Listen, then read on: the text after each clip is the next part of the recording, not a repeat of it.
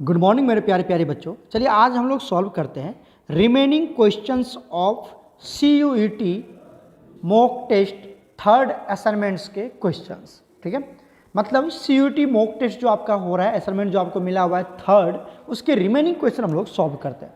तो 6 तक तो हम लोगों ने सॉल्व कर लिया था। Chemical formula of laughing gas हमने बता दिया था, N2O होता है, राइट। अब हम लोग सॉल्व करते हैं क्वेश्चन नंबर 7। क्वेश्चन नंबर 7 क्या कहता है कि फॉस्फोरस के केस में PCl3 भी बनता है और PCl5 भी बनता है, बट अगर आप नाइट्रोजन का केस देखेंगे तो यहाँ पर NCl3 तो बनता है लेकिन NCl5 नहीं बनता है। ऐसा क्यों? ये बिल्कुल बोर्ड का क्वेश्चन है, बोर्ड 12th के बोर्ड बेस्ड क्वेश्चन है। ये क्या है, ध्यान देखिए अगर मैं नाइट्रोजन की बात करूँ तो नाइट्रोजन का एटॉमिक नंबर कितना होता है 7। अगर आप इसकी इलेक्ट्रॉनिक कॉन्फ़िगरेशन निकाल लीजिए तो क्या आएगा 1s2 2s2 2p3, यही होगा इसकी इलेक्ट्रॉनिक कॉन्फ़िगरेशन। तो अब देखिए 2 पे जाके ख़त्म हो रहा है, तो क्या आप यहाँ पे 2d0 लिख सकते हैं? क्यों नहीं लिख सकते? क्यों नहीं लिख सकते? क्योंकि d 2 से शुरू नहीं होता है।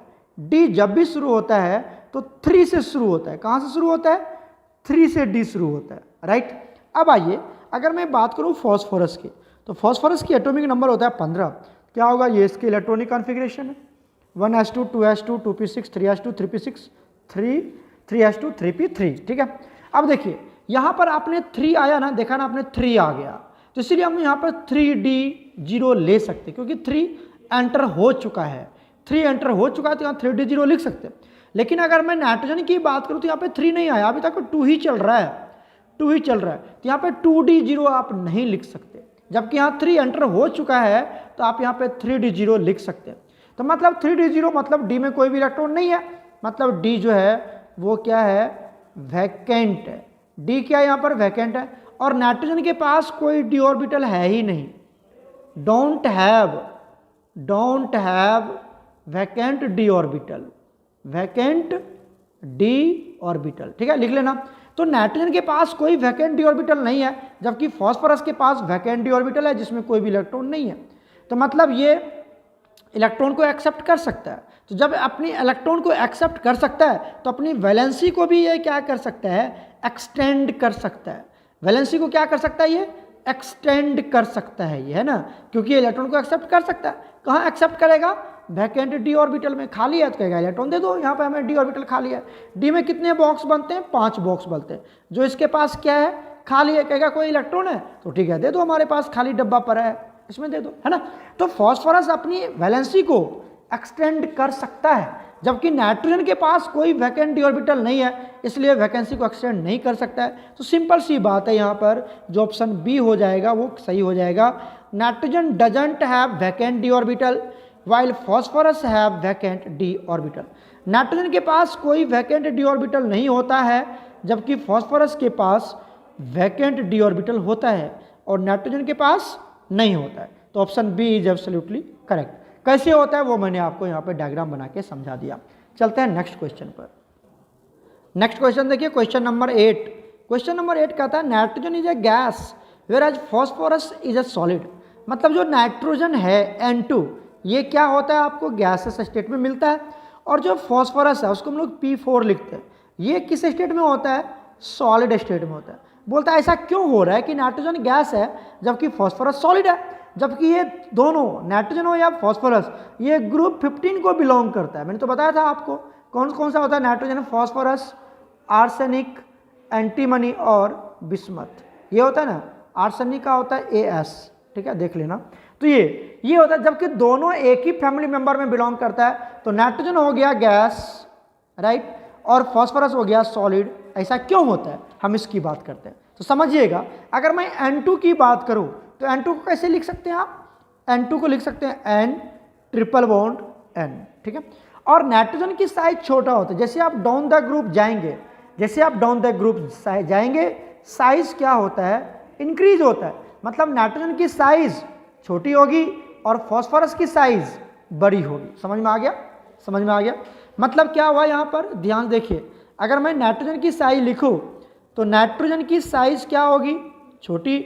और अगर मैं फॉस्फोरस की साइज देखूँ तो फॉस्फोरस का साइज क्या होगा, बड़ा होगा। क्लियर हो गया। जैसे जैसे नीचे जाओगे साइज बढ़ता चला जाएगा, ओके, रेडियस बढ़ता चला जाएगा।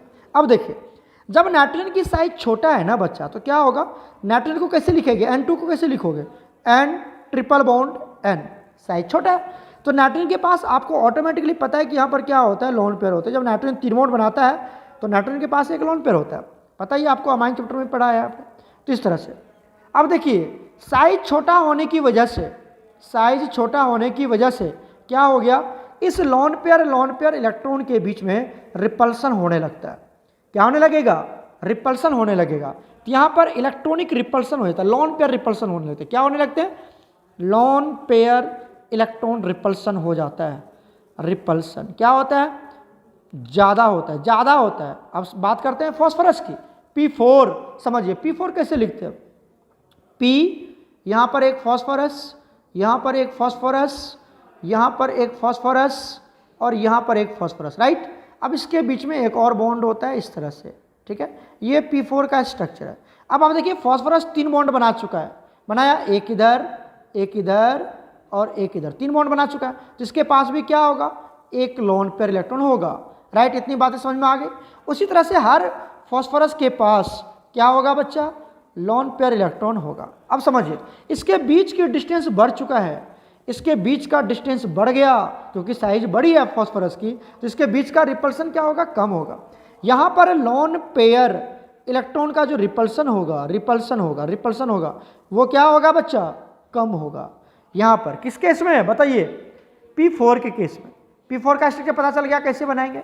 तो P4 के केस में जो लोन पेयर की रिपल्सन होगी वो क्या होगी, कम होगी, जबकि नाइट्रोजन के केस में लोन पेयर ज़्यादा होगा और P4 में कम होगा। क्लियर हो गया। जब रिपल्सन ज़्यादा होगी, ऐसे समझिए, जब लोन पेयर का रिपल्सन ज़्यादा होगा क्योंकि पास है, तो स्टेबिलिटी क्या होगी, ऐसे समझ लो। जो जितना ज़्यादा रिपल्सन होता है उसमें स्टेबिलिटी उतनी कम होती है, और जो जितना ज़्यादा स्टेबिलिटी कम होगी तो वो किस स्टेट में जाएगा, गैस स्टेट में चला जाएगा। ऐसे भी समझ लो, सिंपल सी बात है। यहाँ पे लोन पेयर रिपल्सन कम है तो स्टेबिलिटी क्या होगी, स्टेबिलिटी ज़्यादा होगी। और स्टेबिलिटी ज़्यादा किस में होता है, सॉलिड स्टेट में स्टेबिलिटी ज़्यादा होती है। सॉलिड हाईली स्टेबल होता है, वो जल्दी रिएक्शन नहीं करते, तो सॉलिड स्टेट होगा, तो P4 सॉलिड में चला जाएगा और नाइट्रोजन गैस में। कितना इजी था। तो ये सब फंडामेंटल कंसेप्ट है जो आपको अपने माइंड में रखना है। नाइट्रोजन का स्ट्रक्चर कैसा होगा, P4 का स्ट्रक्चर कैसा होगा, ये सब आपको अपने माइंड में रखना है। चलते हैं नेक्स्ट क्वेश्चन पर। एक बात और ध्यान देखिए कि जो नाइट्रोजन होता है, ये N2 है ना, N2 का स्ट्रक्चर, और ये P4 का स्ट्रक्चर है, राइट। अब एक बात और समझिए, N2 के केस में यहाँ पर क्या हो जाता है, यहाँ पर पाई बॉन्ड आ जाता है, तो यहाँ पर क्या बनते हैं, पी पाई बॉन्ड बनता है, जबकि यहाँ पर सिग्मा बॉन्ड है। सिंगल बॉन्ड मतलब सिग्मा बॉन्ड, सिंगल बॉन्ड मतलब सिग्मा बॉन्ड, सब जगह सिंगल बॉन्ड है मतलब सिग्मा बॉन्ड है। तो यहाँ पर सिग्मा बॉन्ड आ जाता है और N2 के केस में पाई बॉन्ड आ जाता है, और इसके p ऑर्बिटल ओवरलैप करते हैं, पाई बॉन्ड बनाता है। इसको बोलते हैं हम p पाई ऑर्बिटल ओवरलैपिंग। क्या बोलते हैं इसको, p पाई ओवरलैपिंग होता है N2 के केस में, जबकि यहाँ सिग्मा बॉन्ड बनता है तो पाई का तो बात ही नहीं होगा। तो यहाँ पर no p pi bonding, no p pi bonding, यहाँ पर p पाई बॉन्डिंग नहीं होता है। तो आंसर चेक कर लीजिए, option number B is absolutely correct. Nitrogen can form p pi bonding, सारी कहानी वही है, stability and stability, while phosphorus can not do so, और फॉस्फोरस ऐसा नहीं कर सकता है। समझ में आ गया क्यों नहीं कर सकता है, क्योंकि ये सिर्फ सिग्मा बॉन्ड बनाता है। ओके, चलते हैं नेक्स्ट क्वेश्चन पे। देखिए क्वेश्चन नंबर 9 क्या कहता है, catenation tendency of nitrogen is weaker then the phosphorus. Catenation property क्या होता है, कैटेनेशन प्रॉपर्टी होता है self linking property. Catenation property किसको बोलते हैं, सेल्फ लिंकिंग प्रॉपर्टी को बोलते हैं हम लोग, जो अपने आप जुड़ जाता है, ठीक है, सेल्फ लिंकिंग प्रॉपर्टी, ठीक है। जैसे कार्बन के साथ जुड़ रहा है, जितना मन उतना कार्बन जुड़, इसको बोलते हैं सेल्फ लिंक, अपने आप से जुड़ना, that is called catenation property. तो कहता है जो नाइट्रोजन होता है ना, उसकी कैटेनेशन प्रॉपर्टी कम है, नाइट्रोजन की कैटेनेशन प्रॉपर्टी कम है किससे, फॉस्फोरस से, P4 से। ऐसा क्यों है कि नाइट्रोजन की कैटेनेशन प्रॉपर्टी कम है फॉस्फोरस से। तो बिल्कुल वही बात है कि नाइट्रोजन की जो साइज होती है, इसकी साइज, यार यहीं पे देख लो, यहीं पे समझा देता हूँ मैं आपको, ठीक है। अगर मैं नाइट्रोजन की बात करूँ, सिंपली यही समझ लो, इसकी साइज़ क्या होगा, अभी तो बताया था मैंने आपको, साइज़ क्या होता है, छोटा होता है, और यहाँ पर P4 की साइज़ क्या होता है, बड़ा होता है, राइट। अब देखिए, जब साइज़ छोटा हो जाएगा, एटॉमिक साइज़ छोटा है और इसकी एटॉमिक साइज़ बड़ा है, ठीक है। जब एटॉमिक साइज़ छोटा होगा तो यहाँ पर इलेक्ट्रॉन की रिपल्सन ज़्यादा होगी, इलेक्ट्रॉन रिपल्सन, कौन सा, लोन पेयर रिपल्सन, अभी तो बताया था मैंने आपको। लोन पेयर रिपल्सन क्या होगा, यहाँ पर ज़्यादा होगा। लोन पेयर ज़्यादा होगा तो ये जो बॉन्ड बनेगा, कौन सा बॉन्ड, एन और एन के बीच में जो बॉन्ड बनेगा, मान लो यहाँ पे लोन पेयर है और यहाँ पे लोन पेयर है, इस दोनों के बीच में एकदम ज़बरदस्त झगड़ा चल रहा है, रिपल्सन, तो ये बॉन्ड क्या हो जाएगा, बीच में पड़ा हुआ, ये अपने आप को कमज़ोर फील करेगा, देखेगा हमारे ऊपर लड़ाई चल रहा है, तो ये अपने आप को कमज़ोर हो जाएगा। तो यहाँ पे जो बॉन्ड स्ट्रेंथ होता है, बॉन्ड स्ट्रेंथ होता है, वो क्या होता है, वीक होता है। क्या होता है यहाँ पर, वीक होता है। समझ में आया, बॉन्ड स्ट्रेंथ वीक हो जाएगा। P4 के केस में साइज बड़ा होता है, तो यहाँ पर इलेक्ट्रॉन की जो रिपल्सन होगी, अभी तो बताया था मैंने आपको, इलेक्ट्रॉन की जो रिपल्सन होगी वो क्या होगी, कम होगी। मतलब ये मान लो P है और एक P यहाँ पर है ना, इसके बीच में भी एक, यहाँ पर भी एक लोन पेयर, यहाँ पर भी एक लोन पेयर, तो बताइए इसके बीच में जो रिपल्सन होगी वो क्या होगी, बहुत कम, क्योंकि डिस्टेंस बहुत ज़्यादा है। रिपल्सन कम होगी तो क्या होगा, यहाँ पर ये जो बॉन्ड है, ये वाला बॉन्ड, सिग्मा बॉन्ड, ये अपने आपको स्ट्रॉन्ग फील करेगा, क्योंकि रिपल्सन कम है, देखेगा चारों तरफ हमारे जितने भी आसपास है सब शांत है, तो अपने आप को स्टेबल फील करेगा, अपने आप को स्टेबल फील करेगा। समझ में आया। तो यहाँ पर जो बॉन्ड स्ट्रेंथ होता है, बॉन्ड स्ट्रेंथ, वो क्या होता है बच्चा, बॉन्ड स्ट्रेंथ क्या होता है, यहाँ पर स्ट्रॉन्ग होता है, बॉन्ड स्ट्रेंथ स्ट्रॉन्ग होता है, याद रखिएगा। तो ऑप्शन कौन हो जाएगा, नाइट्रोजन। नाइट्रोजन बॉन्ड जो स्ट्रेंथ जो है वो वीकर होता है, P सिग्मा बॉन्ड P होता है ना, तो नाइट्रोजन नाइट्रोजन बॉन्ड क्या होता है, वीकर होता है। क्यों वीकर होता है, इलेक्ट्रॉनिक रिपल्सन की वजह से। तो option C is absolutely correct, बाकी आप पढ़ लीजिएगा, ठीक है, समझ में आ गई। चलते हैं नेक्स्ट पार्ट पे। क्वेश्चन नंबर 10 देखिए, ये बिल्कुल वैसा ही क्वेश्चन है। कहता है फॉस्फोरस PF5 बना सकता है, लेकिन नाइट्रोजन PF5 नहीं, सॉरी NPF नहीं बना सकता। मतलब फॉस्फोरस PCl5 बना सकता है या PF5 बना सकता है, जबकि नाइट्रोजन NCl5 या फिर NF5 नहीं बना सकता है। क्यों नहीं बना सकता है, क्योंकि इसके पास वैकेंट डी ऑर्बिटल नहीं होते। सिंपल सी बात ही ना, अभी तो बताया था, इसके पास वैकेंट डी ऑर्बिटल नहीं होते थे, अपनी वैलेंसी को एक्सटेंड नहीं कर सकता। तो क्या हो जाएगा यहाँ पर D, nitrogen can not extend it octet due to absence of D orbital, क्योंकि यहाँ पे डी ऑर्बिटल नहीं होता है, nitrogen don't have vacant D orbital, तो नहीं होता, तो ये करेगा ही नहीं। समझ में आ गया ना, एकदम सिंपल सी बात थी जो अभी मैंने आपको डिस्कस किया था। जबकि फॉस्फोरस के पास वैकेंट डी ऑर्बिटल होते हैं, तो ये अपनी एक्सटेंड कर लेगा, एक्सटेंड कर लेगा तो और क्लोरीन को ऐड कर लेगा, कहेगा आ जा मेरे पास, हम PCl3 से PCl5 में चले जाएंगे, और 2 क्लोरीन ऐड कर लेगा, क्योंकि वैकेंट डी ऑर्बिटल है इसके पास। क्लियर है। चलते हैं नेक्स्ट क्वेश्चन पर। नेक्स्ट क्वेश्चन देखिए, क्वेश्चन नंबर 11 क्या कहता है, decreasing order of melting point of the following elements will be. ये ग्रुप 15 के एलिमेंट्स दिए हुए सभी, ग्रुप 15 कौन कौन सा एलिमेंट आता है बताओ। तो इसमें जो एलिमेंट आता है nitrogen, phosphorus, arsenic, antimony, bismuth. जैसे आप डाउन द ग्रुप जाएंगे, डाउन द ग्रुप, तो जो मेल्टिंग पॉइंट है बच्चा, जो मेल्टिंग पॉइंट है ना, वो आर्सेनिक तक बढ़ता है। क्या करता है, इंक्रीज करता है। कहाँ तक, आर्सेनिक तक इंक्रीज करता है, और उसके बाद एंटीमनी से लेके बिस्मथ तक मेल्टिंग पॉइंट क्या हो जाता है, डिक्रीज कर जाता है। चलिए इसका वैल्यू भी मैं आपको यहाँ पर मेंशन कर देता हूँ, बट ये ट्रेंड याद रखिएगा कि नाइट्रोजन से आर्सेनिक तक तो बढ़ेगा, और उसके बाद वो फर्दर क्या होने लगेगा, डिक्रीज होने लगेगा। वैल्यू से मैं आपको इसको दिखाता हूँ। तो देखिए, अगर मैं नाइट्रोजन की मेल्टिंग पॉइंट की बात करूँ तो ये होता है 63 केल्विन। फॉस्फोरस की मेल्टिंग पॉइंट होती है 317 केल्विन, ठीक है। आर्सेनिक का मेल्टिंग पॉइंट होता है 1089 केल्विन, 1089, जो सबसे हाईएस्ट होता है, सबसे ज़्यादा होता है। तो इधर जाने पर क्या हो रहा है, देखो धीरे धीरे बढ़ गया ना मेल्टिंग पॉइंट, और उसके बाद डिक्रीज हो गया, उसके बाद आ गया 904 केल्विन, उसके बाद 544 केल्विन, तो नीचे जाने पर क्या हो गया, डिक्रीज हो गया। समझ में आ गया। तो अगर इसका ऑर्डर बनाना है, अगर इसका ऑर्डर बनाना है तो सबसे ज़्यादा किसका हो जाएगा, आर्सेनिक। तो चेक कर लो सबसे ज़्यादा किसका हो जाएगा, आर्सेनिक कहाँ पर है, तो सबसे ज़्यादा आर्सेनिक है ना यहाँ पर सबसे, तो option A is absolutely correct. बस इतना बात याद हो गया। याद रखना, ये वेरी वेरी इंपॉर्टेंट पोर्शन है, मेल्टिंग पॉइंट ऐसे आपसे पूछ लेगा, ठीक है। वैल्यू याद करने की जरूरत नहीं है, ये तो मैंने आपको समझाने के लिए बताया। आपको सिर्फ इतना याद रखना है कि नाइट्रोजन टू आर्सेनिक बढ़ेगा और आफ्टर दैट डिक्रीज कर जाएगा, और ये वैल्यू भी आप थोड़ा सा दिमाग में रखना बस। ओके, चलते हैं नेक्स्ट क्वेश्चन पर। क्वेश्चन नंबर 12 देखिए क्या कहता है, among the elements mentioned below some are not stable in their +3 oxidation state. आप चेक करें ना, आपका असाइनमेंट यहाँ पर हो सकता है क्लियरली ना दिख रहा हो। अंडरगोज डिस्प्रोपोर्शनेशन रिएक्शंस इजीली, कहता है यहाँ पर nitrogen, phosphorus, arsenic, antimony, bismuth, मतलब वही सब एलिमेंट दिया हुआ है, नाइट्रोजन, फॉस्फोरस, आर्सेनिक, एंटीमनी और क्या दे रखा है आपको, बिस्मथ। जैसे देखिए यहाँ पर ये ग्रुप 15 के एलिमेंट्स हैं। जैसे आप डाउन द ग्रुप जाएंगे तो प्लस, जैसे जैसे नीचे जाएंगे down the group, +5 oxidation state क्या हो जाता है, स्टेबल हो जाता है। +5 ऑक्सीडेशन स्टेट क्या हो जाता है, स्टेबल। और नाइट्रोजन के केस में यहाँ पर +3 ऑक्सीडेशन स्टेट क्या होता है, स्टेबल होता है।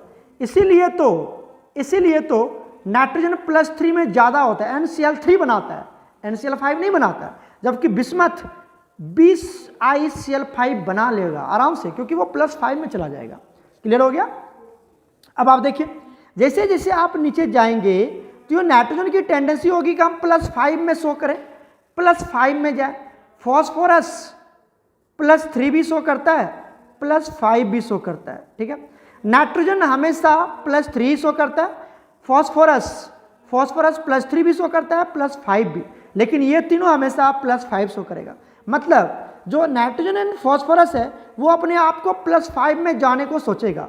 मतलब नाइट्रोजन एंड फॉस्फोरस जो +3 में, वो अपने आप को कभी +5 में भी बनाने की कोशिश करेगा, क्योंकि +5 में वो ज़्यादा स्टेबल होता है, ठीक है। तो +5 में जाने की कोशिश करेगा तो वो अपनी ऑक्सीडेशन स्टेट को कभी क्या करेगा, बढ़ाएगा, कभी डिक्रीज करेगा। मतलब ये क्या शो करेगा, डिसप्रोपोर्शनेशन रिएक्शन शो करेगा। क्या शो करेगा, ये डिसप्रोपोर्शनेशन रिएक्शन शो करेगा। तो यहाँ पर आप याद रखिएगा कि जो नाइट्रोजन एंड फॉस्फोरस है ये अपनी ऑक्सीडेशन स्टेट कभी इंक्रीज करना चाहेगा। क्यों, क्योंकि +5 में सोच रहा है कि हम भी चले जाए, क्योंकि अभी तो हमारा +3 है। नाइट्रोजन तो हमेशा +3 में रहता है, फॉस्फोरस +3 में भी रहता है, +5 में भी रहता है। तो ये सोचता है कि हम हमेशा +5 में चला जाए। तो ये +3 वाला अपने आप को क्या सोचता है कि +5 में लेके जाए, क्योंकि हम स्टेबल हो जाएंगे। लेकिन बिस्मथ कभी भी +3 में जाने के लिए नहीं सोचेगा, क्योंकि वो अनस्टेबल हो जाएगा, वो नहीं जाएगा, ठीक है ना। तो लेकिन नाइट्रोजन एंड फॉस्फोरस वो अपने आप को +5 में आने को सोचेगा। तो कभी वो अपनी चार्ज बढ़ाएगा, कभी वो +5 में जाएगा, फिर वो कभी +3 में आ जाएगा। तो 2 चार्ज शो कर दिया ना नाइट्रोजन। जब नाइट्रोजन और फॉस्फोरस 2 चार्ज शो करने लगे, एक ही एलिमेंट 2 चार्ज शो करने लगे, तो उसको बोलते हैं डिसप्रोपोर्शनेशन रिएक्शन। तो यहाँ पर कौन हो जाएगा, नाइट्रोजन एंड फॉस्फोरस। तो ऑप्शन ए हो जाएगा बच्चा, नाइट्रोजन एंड फॉस्फोरस, क्योंकि ये +5 में भी जाने की कोशिश करेगा। तो क्या हो जाएगा, nitrogen and phosphorus. Option C is absolutely correct. Clear हो गया ना बच्चा, अच्छे से क्लियर हो गया ना। याद रखना ये सारी बातें बहुत इंपॉर्टेंट है। चलते हैं नेक्स्ट क्वेश्चन पर। नेक्स्ट देखिए, the correct structure of perchloric acid. Perchloric acid का करेक्ट स्ट्रक्चर क्या होगा। परक्लोरिक एसिड किसको बोलते हैं, HClO4। HClO4 ये भी हमारा ऑक्सो एसिड है क्लोरीन का। इसका नाम होता है परक्लोरिक एसिड। परक्लोरिक एसिड बोलते हैं इसको। क्लियर हो गया, ये परक्लोरिक एसिड है, क्लोरीन का एसिड है, ग्रुप 17 का एसिड है, ठीक है। अब देखिए अगर मैं इसका स्ट्रक्चर बनाऊं तो यहाँ पे सेंट्रल एटम कौन है, क्लोरीन, ठीक है। तो सेंट्रल एटम है क्लोरीन, क्लोरीन लगा दिया। क्लोरीन ग्रुप 17 के एलिमेंट्स है, किसके हैं, ग्रुप 17। तो कितने वैलेंस इलेक्ट्रॉन होंगे, 7। तो हमने डॉट से 7 वैलेंस इलेक्ट्रॉन दिखा दिया, एकदम क्लियर हो गया। अब देखिए इसमें कितना ऑक्सीजन है, 4 ऑक्सीजन है। तो ऑक्सीजन हमेशा डबल बॉन्ड पूरा करता है, 4 ऑक्सीजन है, डबल बॉन्ड पूरा करता है। तो 2 तो पहले यहाँ से लगा दो आप, है ना। 1 ऑक्सीजन यहाँ लग गया डबल बॉन्ड, 1 ऑक्सीजन यहाँ लग गया डबल बॉन्ड, क्लियर हो रहा है। 1 ऑक्सीजन यहाँ लग गया डबल बॉन्ड, क्लियर हो रहा है, राइट, क्लियर है। इसके बाद आपके पास कितने ऑक्सीजन बच गए, 4 है ना। तो 3 ही यूज किया, 1 बचा। 1 ऑक्सीजन को यहाँ लगा देते हैं आप इस तरह से, ठीक है, 1 ऑक्सीजन। अब देखिए ऑक्सीजन तो सिंगल बॉन्ड ही बना है, जबकि ऑक्सीजन डबल बॉन्ड में जाएगा। तो यहाँ पर आप इसको क्या करेंगे, एक हाइड्रोजन भी है इसके साथ, तो इस हाइड्रोजन के साथ इसको आप जोड़ देंगे। तो ये इसका करेक्ट स्ट्रक्चर है परक्लोरिक एसिड का। परक्लोरिक एसिड का ये करेक्ट स्ट्रक्चर है। जबकि क्लोरीन के पास 7 इलेक्ट्रॉन है, वैलेंस इलेक्ट्रॉन, तो 7 इलेक्ट्रॉन बॉन्डिंग में यूज्ड अप हो चुका है। आप देख पा रहे होंगे, तो इसके पास कोई भी लोन पेयर इलेक्ट्रॉन नहीं है। इस तरह से ये इसका स्ट्रक्चर है। तो देख लीजिए यहाँ पर कौन है, ये वाला स्ट्रक्चर हो जाएगा इसका। Option A is absolutely correct. Option A is absolutely correct है ना, डबल बॉन्ड ऑक्सीजन और ये इसके साथ। क्लियर हो गया? तो option A is absolutely correct. अब चलते हैं हम लोग नेक्स्ट क्वेश्चन पर। नाउ हम क्वेश्चन करते हैं 14 का। क्या कहता है? लिस्ट 1 एंड लिस्ट 2 को मैच करना है। ठीक है, यहाँ पर आपको क्या दिया हुआ है? कंपाउंड दिए हुए हैं और इसके ज्योमेट्री दिया हुआ है। यहाँ कलर लिखा हुआ है, गलत लिखा हुआ है, कलर नहीं होगा ज्योमेट्री होगा। ठीक है, दिख पा रहे होंगे यहाँ पर क्या लिखा हुआ है? कलर, तो ज्योमेट्री होगा ये। देखिए अब यहाँ पर चेक कीजिए आप, अगर मैं सबसे पहले चेक करूँ XEF4 को, किसको चेक करूँ? XEF4 अब बताइए XE जो है ये कौन सा है? XE ग्रुप 18 का है, मतलब ग्रुप 18 के एलिमेंट्स है ये, ग्रुप 18 एलिमेंट्स। कौन कौन सा आता है ग्रुप 18 में?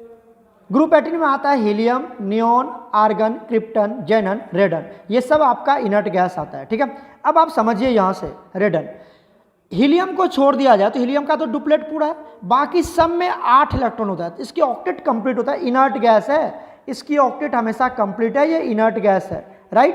तो इसके लास्ट में कितने इलेक्ट्रॉन होंगे? 8 होंगे। तो XE के लास्ट में कितना इलेक्ट्रॉन होगा? 8 होगा। ठीक है, अब देखिए यहाँ से हमने ले लिया इसके ये 2 इलेक्ट्रॉन, ये 2 इलेक्ट्रॉन, 8 हो गए। ठीक है बच्चा, ये ले लिया हमने 8, इसके क्या है? Valence electron. अब देखिए इसके साथ 4 फ्लोरीन ऐड है, 4 फ्लोरीन, तो चारों फ्लोरीन ऐसे जाएगा, ऐसे इसका निकालने का फॉर्मूला अलग है। ठीक है ना, हम पहले Z निकालते हैं तब जाके इसको सॉल्व करते हैं, बस ये मैं थोड़ा फास्ट आपको बता रहा हूँ। यहाँ पर ये F ऐसे जाएगा, राइट हो गया। तो ये जो स्ट्रक्चर होता है इसको हम क्या बोलते हैं? स्क्वायर प्लेनर बोलते हैं। कौन सा स्ट्रक्चर बोलते हैं इसको हम? स्क्वायर प्लेनर स्ट्रक्चर है ये। कौन सा स्ट्रक्चर है? स्क्वायर प्लेनर स्ट्रक्चर है। तो अब एक बात बताइए, जो आपका XEF4 है वो कौन सा स्ट्रक्चर बनाएगा?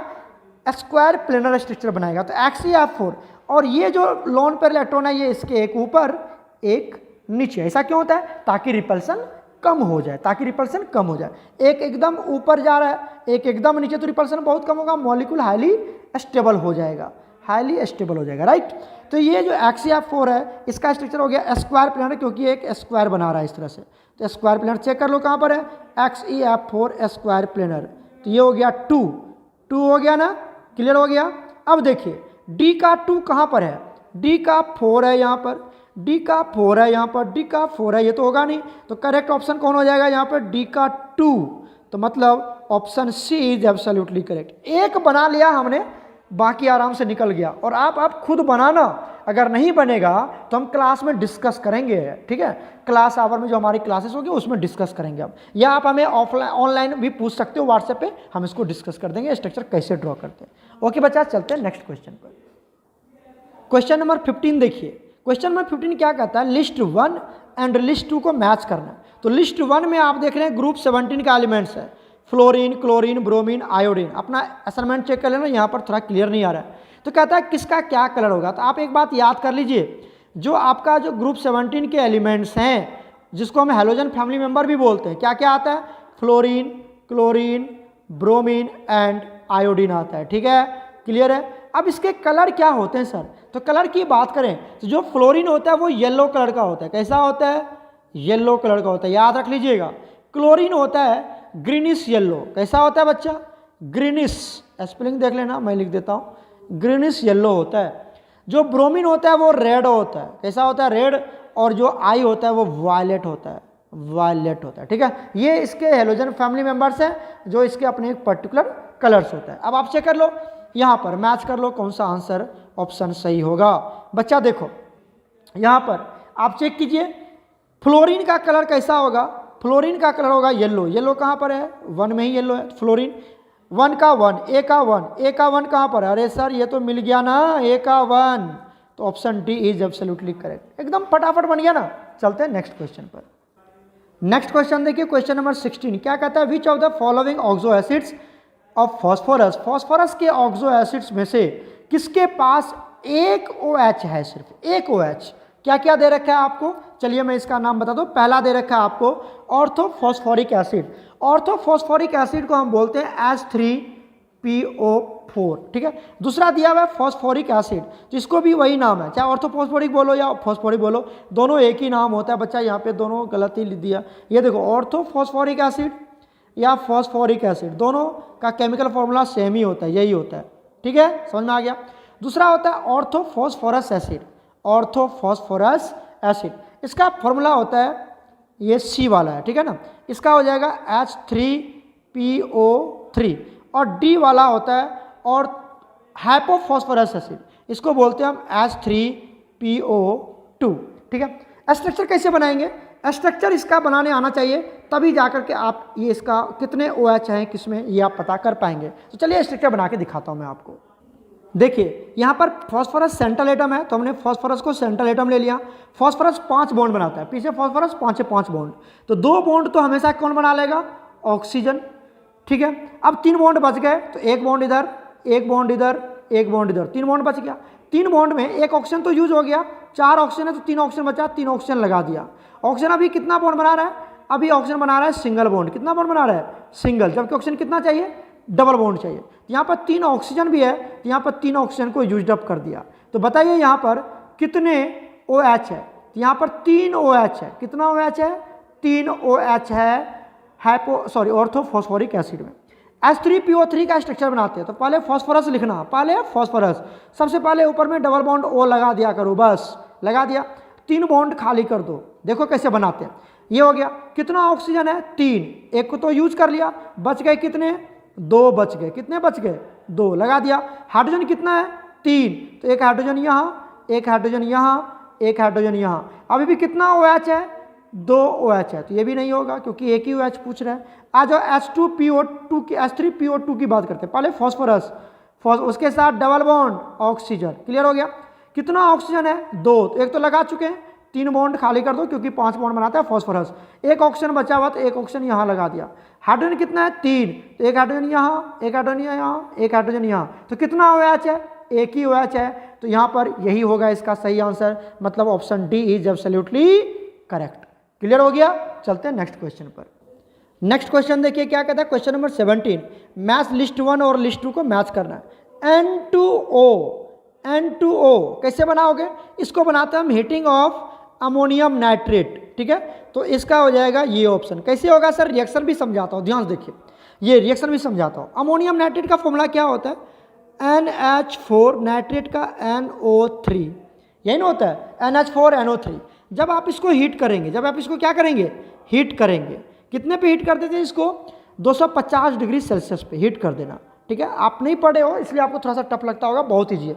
इसको हीट करोगे तो क्या बनाएगा, हीट करोगे तो वाटर वेपर बन के बाहर निकल जाएगा, वाटर को बाहर निकालो। 4 हाइड्रोजन है, तो 4 हाइड्रोजन को क्या लिख सकते हैं हम, 2H2 लिख सकते हैं।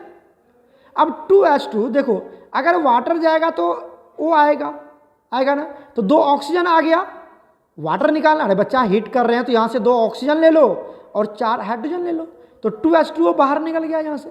बच क्या गया, जल्दी बताओ, बच क्या गया, अब तुम आराम से बना सकते हो। बच गया यहाँ पर एक नाइट्रोजन और यहाँ से 2 ही हाइड्रोजन गया था, एक ऑक्सीजन भी बचा हुआ है, तो क्या बच गया, N2O बच गया, बचा ना जी। अरे 2 नाइट्रोजन और एक ऑक्सीजन भी बचा हुआ, क्योंकि 2 ही ऑक्सीजन गया यहाँ पर, दिखा 2 ही ऑक्सीजन गया, तो ये N2 कितना ईजी था, ये बन गया। तो ऑप्शन A का 4 हो जाएगा। चेक कर लो A का 4 कहाँ है, A का 4 यहाँ पर भी है, B में और D में भी है, दिख रहा है, A का 4 B में और D में है। चलो देखो, दूसरा है, हम NO2 की बात कर लेते हैं। NO2 जो है ना, आराम से डायमराइज हो जाता है। NO2 को अगर डायमराइज करोगे, मतलब 2 बार लिखोगे, तो क्या बना लेगा, ये N2O4 बना लेता है, आराम से डायमराइज हो जाता है। डायमराइज मतलब 2 बार डायमर बन जाता है, तो क्या हो जाएगा यहाँ से, डायमर वाला कौन सा 4 हो जाएगा, डायमराइजेशन इजिली, तो N2O डायमराइजेज इजिली, क्या हो जाएगा, C का 2 हो जाएगा। C का 2 कहाँ है, देखो C का 2 यहाँ पर है, यहाँ पर C का 4 है, तो option D is absolutely correct, option D is absolutely correct. Clear हो गया कि नहीं हो गया, जल्दी बताओ, क्लियर हो रहा है ना आराम से, तो इसको कवर कर लेना। चलते हैं नेक्स्ट क्वेश्चन पर। नेक्स्ट क्वेश्चन देखिए, क्वेश्चन नंबर 18 क्या कहता है, oxygen shows anomalous behaviour anomalous behaviour बोलते हैं एक अलग सा बिहेवियर, सबसे डिफरेंट बिहेवियर। जैसे एक सब 100 आदमी वहाँ पर साधु है, एक क्रिमिनल हो गया, तो हो गया ना, उसकी एनामोलस प्रॉपर्टी हो जाएगी, वो क्रिमिनल वाला गुण शो करेगा। तो एनामोलस प्रॉपर्टी शो करता है ड्यू टू, क्यों शो करता है देखिए, ऑक्सीजन ऐसा क्यों शो करता है। आप देख लिए ग्रुप 16 का एलिमेंट है ये, कौन सा है, ग्रुप 16 एलिमेंट्स। क्या क्या आता है, oxygen, sulphur, selenium, tellurium and polonium, ये एलिमेंट्स आता है। जैसे जैसे नीचे जाओगे, जैसे जैसे नीचे जाओगे एटॉमिक साइज इंक्रीज करता है, एटॉमिक साइज इंक्रीज करता है, मतलब ऑक्सीजन की एटॉमिक साइज सबसे छोटी है, ऑक्सीजन की एटॉमिक साइज सबसे छोटी, एटॉमिक साइज बताओ क्या होगा यहाँ पर, सबसे छोटा, और इसकी सबसे बड़ी। अच्छा, और पूरे पेरियोडिक टेबल में फ्लोरीन के बाद ऑक्सीजन ही हाईली इलेक्ट्रोनेगेटिव एलिमेंट्स है। हाईली इलेक्ट्रोनेगेटिव एलिमेंट्स कौन है, ऑक्सीजन, पहला तो फ्लोरीन जिसकी इलेक्ट्रोनेगेटिविटी 4 होती है, और ऑक्सीजन का 3.5, ये सेकेंड मोस्ट इलेक्ट्रोनेगेटिव एलिमेंट्स है। तो क्या हो जाएगा यहाँ पर देखो, ड्यू टू स्मॉल साइज पहला हो जाएगा, और हाई इलेक्ट्रोनेगेटिविटी की वजह से, तो ऑप्शन ए एंड सी हो जाएगा। देख लो ए एंड सी किस में है, तो option D is absolutely correct. Clear हो गया, इसकी वजह से एनोमलस प्रॉपर्टी शो करता है, ये सबसे ज़्यादा इलेक्ट्रोनेगेटिव होगा, बाकी उतना ज़्यादा इलेक्ट्रोनेगेटिव नहीं है, ये सबसे ज़्यादा अलग प्रॉपर्टी शो करेगा, हाईली इलेक्ट्रोनेगेटिव है, ये अलग प्रॉपर्टी शो करेगा, सबसे छोटा है, बाकी सब अप्रॉक्सीमेटली साइज का होता है। क्लियर हो गया, चलते हैं नेक्स्ट क्वेश्चन पर। क्वेश्चन नंबर 19, क्वेश्चन नंबर 19 क्या कहता है, the presence of SO2 is not detected by SO2। SO2 एक गैस होता है, पता ही आपको, और इसका पंजेंट स्मेल होता है, मतलब एक अलग सा अच्छा सा खुशबू होता है इसका, सल्फर जैसे, ठीक है, सल्फर जैसे स्मेल ये देता है। तो ये गैस है, इसकी डिटेक्शन आप कैसे नहीं कर पाओगे। तो पहला पॉइंट देखिए, अगर आप लिटमस पेपर लेते हो तो लिटमस पेपर अगर आप लिटमस पेपर लोगे तो कोई सॉलिड होगा, लिक्विड होगा, तब इसके थ्रू आप उसको टच करवाओगे, तब इसको आप टच करवाओगे तो ये आराम से शो कर जाएगा। लेकिन लिटमस SO2 तो गैस है ना, जिसको आप लिटमस पेपर के थ्रू डिटेक्ट नहीं कर पाएंगे, इसकी स्मेल होती है। तो देखिए इसकी पंजेंट स्मेल होती है, ये बात सही है, हम डिटेक्शन कर लेंगे। एसिडिफाइड पोटासियम डाइक्रोमेट को ग्रीन में कन्वर्ट कर देता है, बिल्कुल सही है। डिक्लोराइजेशन ऑफ एसिडिक पोटासियम, ये पोटासियम परमैंगनेट को क्या कर देता है, डिक्लोराइज भी कर देता है। तो यहाँ पर करेक्ट ऑप्शन कौन होगा, लिटमस पेपर के थ्रू इसको हम डिटेक्ट नहीं कर सकते हैं। लिटमस पेपर तो सॉलिड के लिए यूज किया जाएगा एंड लिक्विड के लिए यूज किया जाएगा, ठीक है, गैसेस के लिए हम ये यूज नहीं करेंगे। तो SO2 इसके थ्रू हम डिटेक्ट नहीं कर सकते लिटमस पेपर के थ्रू। क्लियर हो गया, चलते हैं next question. Next question, question number 20 क्या कहता है, ये SO2O2 वेनेडियम पेंटॉक्साइड के प्रेजेंस में क्या होता है, SO3 बनाता है। डेल्टा H की वैल्यू दे रखा है जो एक्सोथर्मिक शो कर रहा है, कह रहा है विच इज इनकरेक्ट स्टेटमेंट, कौन इनकरेक्ट है यहाँ पर उसको पता करना है आपको। समझिएगा यहाँ पर क्या कहता है, ये तो डेल्टा H की वैल्यू निगेटिव है ना बच्चा, जब डेल्टा H की वैल्यू निगेटिव हो तो श्योर है कि वो प्रोसेस क्या होता है, एक्सोथर्मिक, ये तो सही होता है। अच्छा, ये प्रोसेस रिवर्सिबल भी होता है, ठीक है ना, मतलब क्या होगा, SO2 से SO2 प्लस O2 इस तरह से रिएक्शन शो करता है, ये बैक भी हो जाता है, क्या बनाता है, SO3 सल्फर ट्राइऑक्साइड बना लेता है। तो ये रिवर्सिबल प्रोसेस भी होता है, ठीक है। अब यहाँ पर अगर आप चेक करेंगे तो जो रिएक्शन आपको दिया हुआ है, ये दिया हुआ है 2, ये दिया हुआ है 1, और यहाँ पर दिया हुआ है, यहाँ पर क्या दिया हुआ है, 2 दिया हुआ है, यहाँ पर 2 दिया हुआ है। कहता है अगर आप फॉरवर्ड डायरेक्शन में जाएंगे, अगर आप फॉरवर्ड डायरेक्शन में जाएंगे तो फॉरवर्ड रिएक्शन जो होता है वो इंक्रीज इन वॉल्यूम होता है, वॉल्यूम बढ़ रहा है, कहाँ बढ़ रहा है वॉल्यूम, चेक करो तो यहाँ पर कितना है, यहाँ पर 2 है, यहाँ पर 1 है, तो कितना हो गया, 2 + 1 कितना हो गया, 3। अगर मैं वॉल्यूम के केस में लें तो लीटर, 3 लीटर, और प्रोडक्ट साइड में कितना लीटर है, 2 लीटर। बताओ ये 3 लीटर से 2 लीटर में जा रहा है, तो क्या ये रेड्यूस हो रहा है कि इंक्रीज हो रहा है, ये इंक्रीज थोड़ी हो रहा है, ये तो रेड्यूस हो रहा है। तो ये कहता है कि अगर आप फॉरवर्ड डायरेक्शन में जाएंगे, इस डायरेक्शन में जाएंगे, इस डायरेक्शन में, तो रिएक्शन क्या हो जाएगा, जो वॉल्यूम है वो इंक्रीज कर जाएगा। तो बिल्कुल 3 से 2 में आ रहा है तो इंक्रीज हो रही है, तो डिक्रीज हो रहा है, यही इसका इनकरेक्ट है, ऑप्शन सी इज इनकरेक्ट। और दूसरा क्या कहता है, forward direction lead to decrease in volume, ये तो सही है। आप देख रहे हैं 3 लीटर से किस में जा रहा है, 2 लीटर में, तो डिक्रीज हो रहा है, ये सही है। लेकिन सी वाला ऑप्शन क्या है, रॉन्ग है, डिक्रीज नहीं हो रहा है, सॉरी इंक्रीज नहीं हो रहा है, डिक्रीज हो रहा है। क्लियर। अब मोल में लेंगे तो 3 मोल से क्या बना रहा है, 2 मोल। अब मोल में ले लो तो मोल, लीटर में ले लो तो लीटर में, जिसमें ले लो आप, यहाँ वॉल्यूम बोल रहा है तो लीटर में ले लेंगे। ओके, चलते हैं नेक्स्ट क्वेश्चन।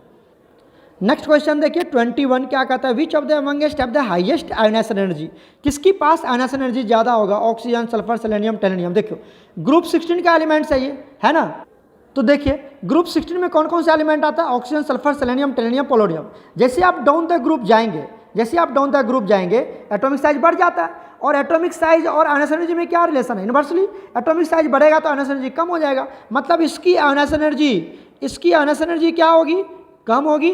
जबकि ऑक्सीजन की एटॉमिक साइज क्या है, छोटा है, तो आयोनाइजेशन एनर्जी क्या होगा, ज़्यादा होगा। तो क्या पूछ रहा है आपसे, हाईएस्ट आयोनाइजेशन एनर्जी तो किसकी होगी, ऑक्सीजन की होगी। तो option A is 1 is correct. Clear हो गया, यहाँ तक एकदम पॉइंट वाला क्वेश्चन था। चलते हैं नेक्स्ट क्वेश्चन पर।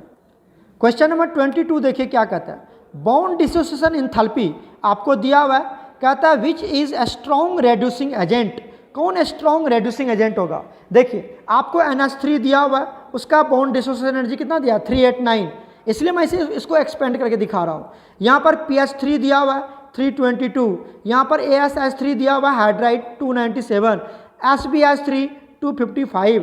तो बोल रहा है किसकी, कौन अच्छा रेड्यूसिंग एजेंट होगा। देखो अगर बॉन्ड डिसोसिएशन एनर्जी ज़्यादा है तो हाइड्रोजन की रिलीज क्या होगी, मुश्किल हो। बॉन्ड डिसोसिएशन, बॉन्ड को तोड़ने में ज़्यादा एनर्जी लगेगा, तो हाइड्रोजन का रिलीज हो पाना बड़ा मुश्किल होगा, है ना। तो हाइड्रोजन की रिलीज बहुत मुश्किल से होगा, और जो जितना अच्छे से हाइड्रोजन नहीं देगा वो उतना अच्छा रेड्यूसिंग एजेंट नहीं होगा।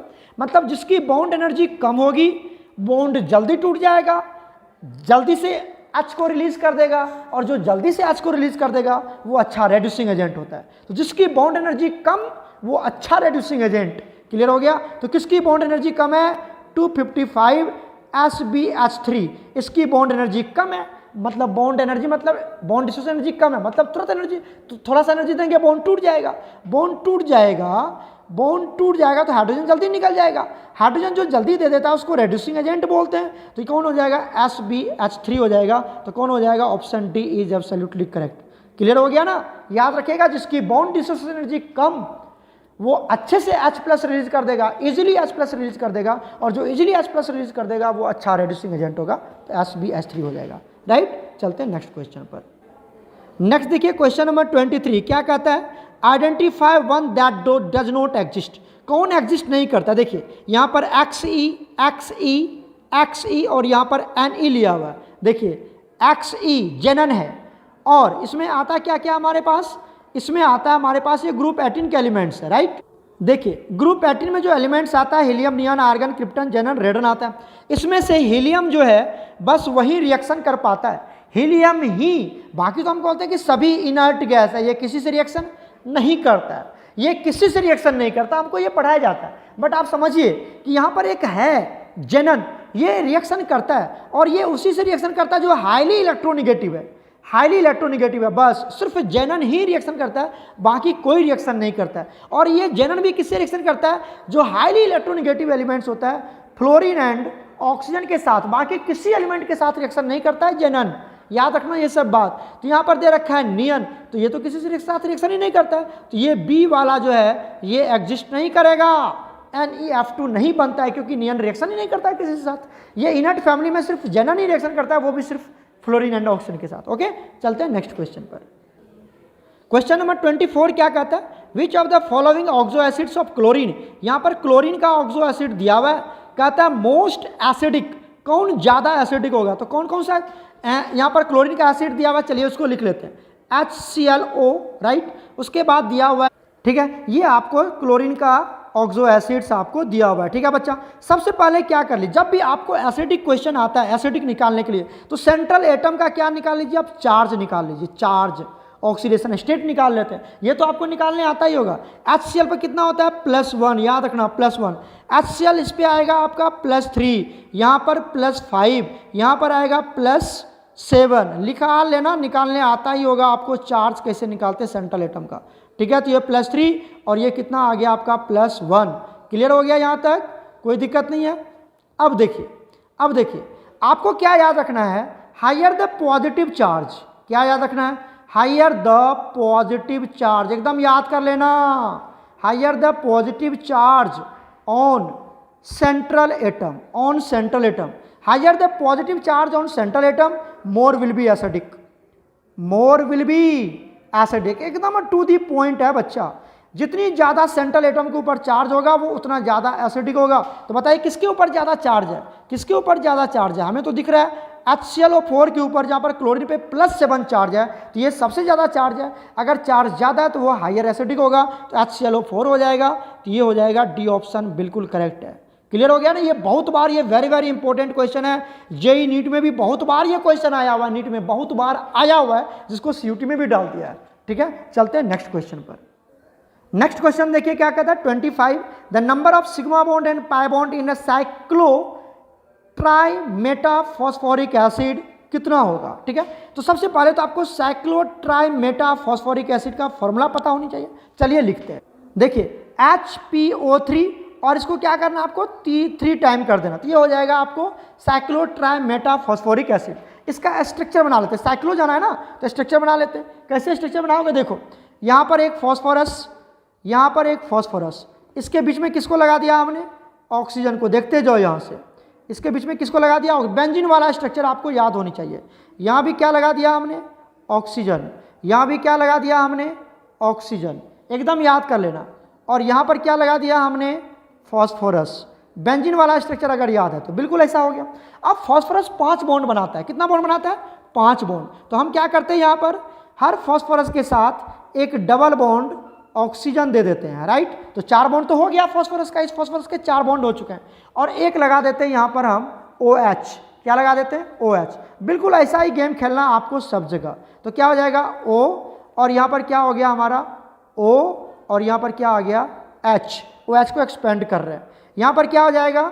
डबल बॉन्ड O, और यहाँ पर क्या आ जाएगा? यहाँ पर O, और यहाँ पर H. अब इसमें ये है आपका हो गया cyclo try Meta phosphoric acid का स्ट्रक्चर. अब यहाँ पर आपसे पूछ लेगा कि बताओ कितना सिग्मा बॉन्ड है, कितना पाई बॉन्ड है. तो सिग्मा बॉन्ड कहाँ होगा? जहाँ पे 2 बॉन्ड है वहाँ पर एक सिग्मा, यहाँ पे 2 बॉन्ड है, एक सिग्मा और एक पाई. एक सिग्मा एक पाई. ठीक है, और एक सिग्मा एक पाई. ठीक है, तो 3 ही पाई होगा, 3 ही पाई होगा, तो 3 पाई होंगे. क्लियर हो गया? बाकी आप काउंट कर लेना. यहाँ पर भी एक सिग्मा है, ये सब जहाँ पे सिंगल सिंगल बॉन्ड है वो सब सिग्मा बॉन्ड है. काउंट कर लेना.